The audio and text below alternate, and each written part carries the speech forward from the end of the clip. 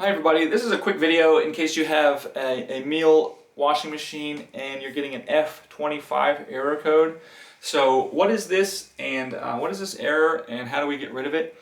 So this error is a result of the heat sensor that's actually inside the drum that is going to detect the temperature.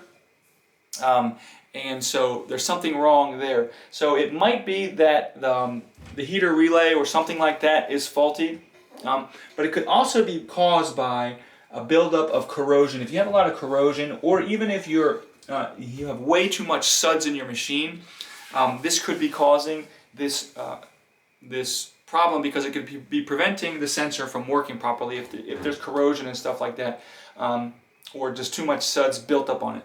So you want to make sure that if you have a tendency to have like a super sudsy wash, you want to make sure you're using the right kind of detergent, HEE detergent, and you're using the right amount to prevent this error.